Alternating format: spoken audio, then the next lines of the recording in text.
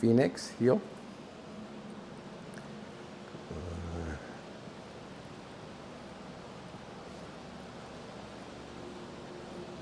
Sit. Phoenix, sit. Good boy. Heel. Good dog, Sam. Good dog, Phoenix. Very nice. Good. Sit. Good. All right, well, here we are back again with Phoenix, and today we are training with him on day 4 of his package for daycare training days. And so we're almost halfway through, and I thought we'd show you a little bit about what we've been doing and some of the techniques that we've been utilizing. So the first rule of thumb is something that we always start off with, which is the simple word okay. So okay means they could stop doing what they're doing, and Sam just chose to show you how she could stop doing her place command when she gets okay. Okay. Phoenix is still kind of learning that as well. This will become a word that he'll pick out of a whole paragraph of words, so sometimes you have to be careful. I've learned to teach myself to say, all right, are there any questions in group class, instead of saying, okay, are there any questions? Because I find that my dog will do just what she did there if I give that release word. So sometimes I wish I'd picked a different word, but really that kind of works for me. So we're working on that with Phoenix. And then right out of the gate, as soon as he gets the release word, we're now asking him to do one simple, what we call unspoken command. And that simple unspoken command is the concept that he should never get to the end of the leash at any time for any reason. So as I wander around the room with him, I'm just asking him to keep enough focus on me to where he doesn't reach the end of the leash at any time for any reason. So here I'm just kind of walking around, and what I'm doing is I'm making sure that he's doing his job. And again, his job is just do whatever you want, just don't let the leash get tight. And so it's his job to make sure that he's aware enough of me that before I reach the end, he gets toward me. If I'm going toward him, fine. If I go a different direction like this, he needs to start just like he did there, making his way toward me so that we keep in contact with each other loosely, and this will condition him to never pull on a leash even as he starts to see distractions increase. So that's the unspoken command. So anytime you've got a leash on him, you're just making sure that he's not getting to the end of the leash at any time, and if he does, right before he reaches the end, you're just going to proactively tug towards yourself in the direction opposite of the direction he's going. So you're just getting him to move back in your direction. So that's basically that. The next one, of course, is sit. Phoenix, sit. And we're using the technique like this. No, sit. So what I did there is I said the word N-O, and as I said the word N-O, I put a little bit of body language pressure on by stepping toward him, and then I also gave a little lift up on that leash, and I'm trying to angle his butt down and his head up and just kind of pivot him into that sit position as I then repeat the word sit. So here again, we'll give him the release word. Phoenix, okay, good boy. No, Sam. I whispered that. Go on back on your place. Go on, Sam. All right, so with this idea of sit, when we give him the word, he's got a decision to make. So when I say Phoenix, sit, he heard me. He just wasn't, there he goes. Good boy.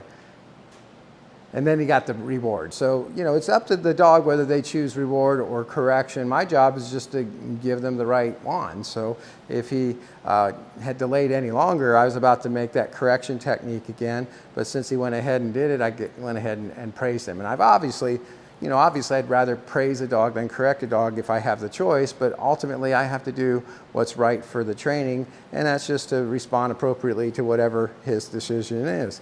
Here I'm going to give the release word. Okay, good dog, Phoenix. Good. And then we're going to try this one more time. Phoenix, sit.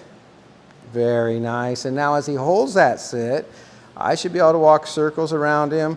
I want to start building his ability to hold this sit as distractions increase. If I drop, some treats on the floor, I'm looking for him to be able to hold that position as things fall in front of him. Good boy. No. sit. There again, using my body language and that technique, just a little tug up and behind him. I like your leash. It's got that nice little loop right there. That's a good spot to grab onto and give that little correction up and behind his head. Since he broke the sit that time, I'm going to go ahead and pick this up and we're going to drop it again. All it is I think it's a nickel, but the idea is it makes sound. Good boy. And he held that time. Okay, there. Now don't eat it. There you go. Good. And you could do the same thing with treats. In fact, we've done that a lot. This was just something a little different that I came up with since I didn't happen to have any treats in my pocket. But the idea is bounce balls in front of him, drop some of his favorite toys in front of him, drop treats in front of him, make him understand that sit means sit no matter what happens while he's sitting. And this is what we call building a dog through distractions. And distractions are to dog training as weights are to weightlifting. And so we're trying to give him a good workout every time we train with him. In fact, we call the art of dog training creating a challenging but doable environment for both dog and handler to train in. And just like working out, if the weight is way too heavy, it doesn't matter how hard you try to lift it, it's just too heavy. And in fact, you're probably not going to get any stronger trying to lift a weight that's too heavy. You may even get injured trying to lift a weight that's too heavy. And same thing with training. He's a young dog. He's got tons of potential. I can see that in him a mile away, but he's still a young dog. So he's going to be goofy. He's going to make easy mistakes. And, we're just going to have to kind of be careful that we don't overwhelm him with too much too fast and, kind of actually, make training worse. So it's like putting too much pressure on a kid that might be a great athlete, but some parents overdo that pressure and they're not having as much fun doing the game and all that good stuff. So I try to build, a dog's drive to want to work with us. Okay.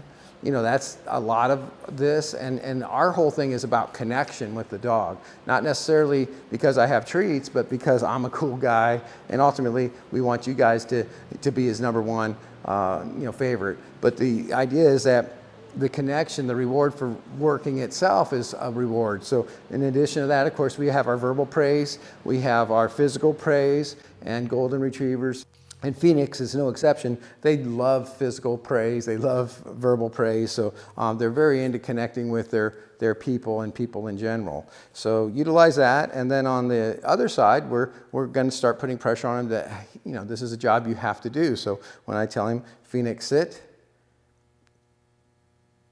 good job. Very nice. Good. If he hadn't, once again, I would have stepped forward with my body language. I would have picked up on that leash and I would have gave a little tug up and behind his head and pivot him into that position. No big deal at all. It works every time. Okay. You may notice that he's wearing a different style collar, and we're going to get into this more in your private lesson. But Phoenix is typical of a golden retriever in a lot of ways, and one of those ways is, although they're very cute and they're very loving and they're very smart, they tend to be very strong. And at this age already, today we had some snowfall out there and walking around. If you're not careful and he takes off on you, he can easily make you slip or something like that. And so we've been using this prong collar, and I think it's a great tool for young dogs, especially when they're young and strong like he is. It makes it so we don't have to use near as much muscle to get the technique working, and therefore I think it's easier on the dog, it's easier on us, and it makes things go a lot smoother. So we'll show you some of that in person as we get into your first private session, which we're going to recommend you do as soon as you get a chance to watch and practice some of the stuff on the video. The next thing I want to show you is the heel command, and he's been doing really well with that, considering the amount of time we've been able to invest in it with him so far. It's probably the hardest one for dogs. Sit.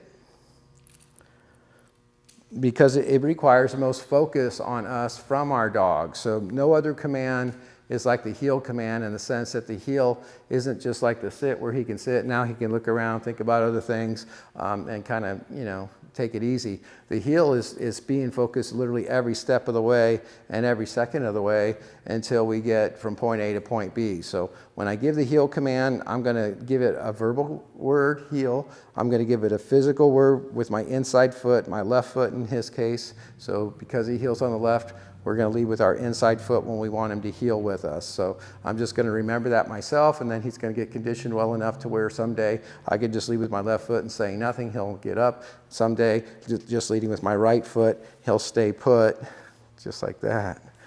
Good job. He's been practicing. So here, leading with my left foot, heel. Now he needs to maintain that heel position, because that's what heel is. It's a position in relationship to our body that our dog maintains. So it doesn't always mean you're moving. In fact, when I stop, I'll show you the perfect heel position. Good. Excellent job with the automatic sit. That's part of this too. So when we say heel, he's got to stay in that position no matter where I go or how fast or how slow I go or what's in our way as I try to go. So he's going to be with me every step of the way. Heel, leading with that inside foot, my left foot, and giving that verbal command. I'm just wandering around the room here. I've got some toys on the floor. We've had treats on the floor, so I know it still smells like a lot of treats. I've got another dog in the back that's just sitting there, kind of tempting him just to play some more maybe. So these are good little distractions. Oh, sit. No, sit. There you go. Good boy. Heel. Good. Nice. And that's looking really very good. When we stop, he should sit automatically at the end, just like that. Good dog. Good boy. When we give the release word, okay, good. Okay, Sam, good. Now he can do whatever he wants. If he wants to play around with Sam a little bit here, he can. But he's got to be careful not to get to the end of the leash, or else I'm going to be watching and proactively give that tug. I would encourage you guys to practice this inside your own house. I know it sounds silly to take your dog for a walk inside the house, but by doing so, you could just go up and down your stairs if you've got him. You can go from one room to the next. You can make him think he's going for a walk and maybe even open the front door. Just make sure that he doesn't try to race out to the end. And this is going to help condition him around your home the way that we're conditioned around our training center. And that basic rule is never get to the end of the leash at any time for any reason. And that's rule 1. He's doing great, guys. He's also doing the down command now. And so let me just show you that real quick. Sit. Good. From the heel position, there's a hand signal that just goes like this over his head. And I'm going to go ahead and tell him down. And if he doesn't, I'm just going to put light pressure downward with the leash. Down. And there he goes. Good dog. Good boy. Again, leading with my right foot, my outside foot. Now he should stay put. That's my rhyme. Outside foot, stay put, until I give him the heel command verbally, or until I lead with my inside foot, my left foot, which means he should also follow me. Heel. Good boy.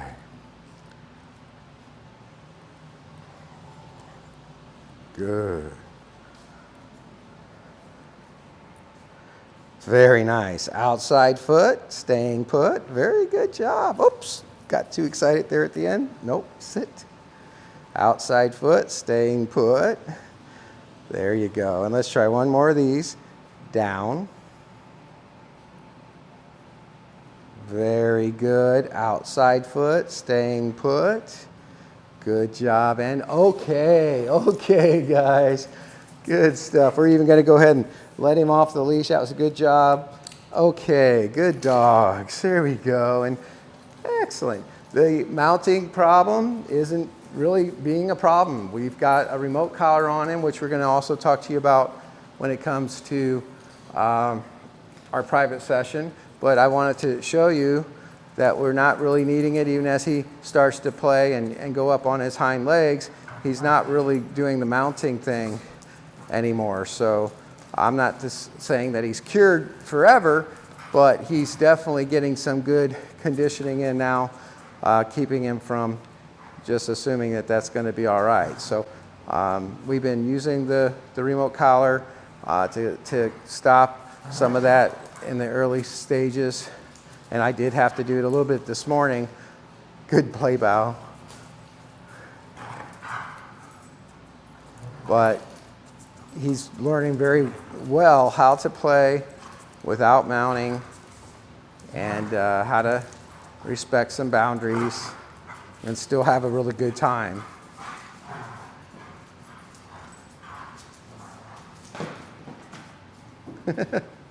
Good dogs. Good dogs.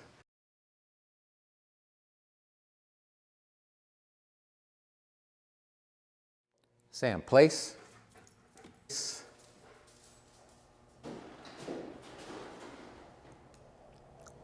Heel.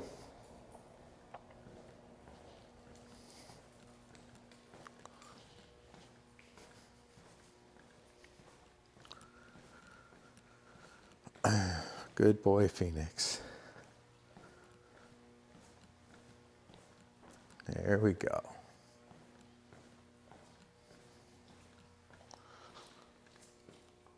Now sit. Attaboy. Good. Phoenix, heel.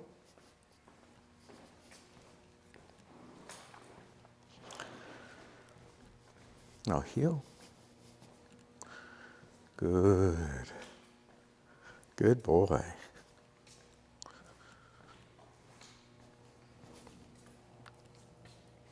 Very nice. Phoenix, heel.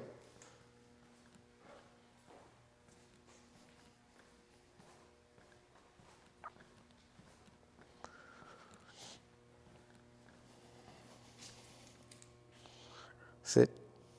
No, sit. Good. Stay.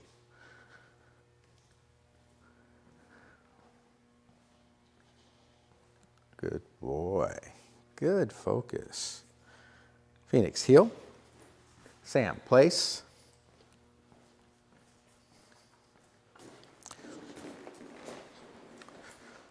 She knows that word to be her word to do the same command. So if these were my dogs, I would train them in different words. So instead of saying the H-E-E-L word, I might call it Foos or something like that with my German Shepherd. Good. And then we could call it the H-E-E-L word for him. Heel. Good dog, Sam. No, place. Oh boy. Just so happens the customer wants it to be the same word that I use, which is kind of nice in some respects. I don't have to try to remember a different word for the same thing. But in the case where you're trying to show an example of how two dogs can be trained at the same time, it's a little harder when they're using the same words. Phoenix, heel. So giving that name first can help. You know, I used to have two dogs that, you know, inadvertently had been trained that way.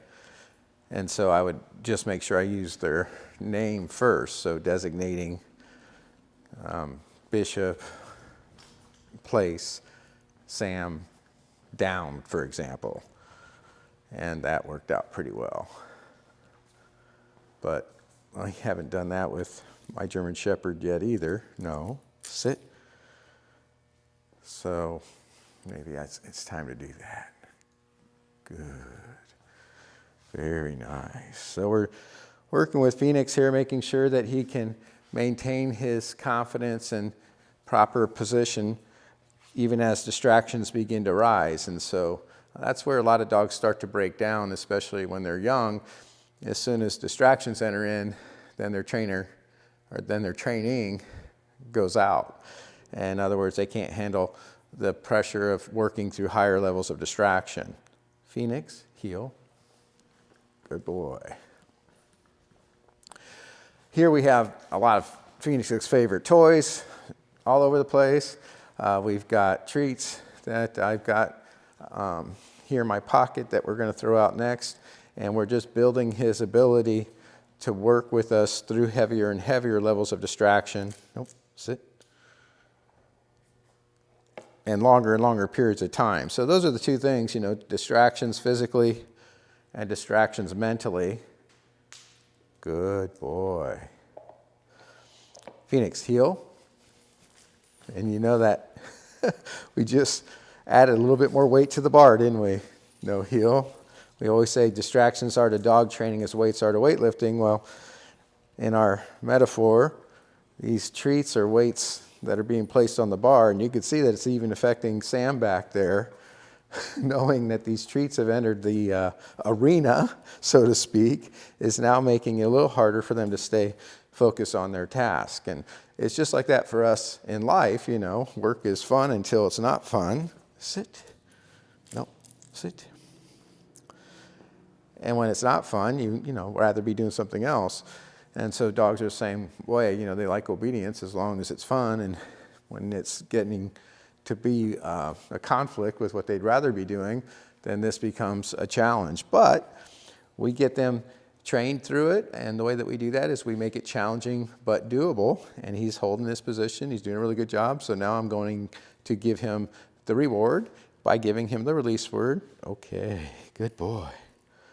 And now he can go and Sam, okay, good, good. So this is what happens when you train, you know, two dogs to the same words, and one of the older dogs is trying to do what you're telling her, and at the same time, you're trying to teach her that, no, I'm not really talking to you, I'm talking to him. So these two dogs are doing great. Sam, my German Shepherd, and then here we have Phoenix, our up-and-coming Golden Retriever pup. And so just thought you might enjoy this little training segment. We're going to let them have a little play session and play with the toys that they had to work around, and get to see that life isn't all fun and games, but it's also not all hard work either. So, you know, play hard, work hard, and train hard today. Happy training.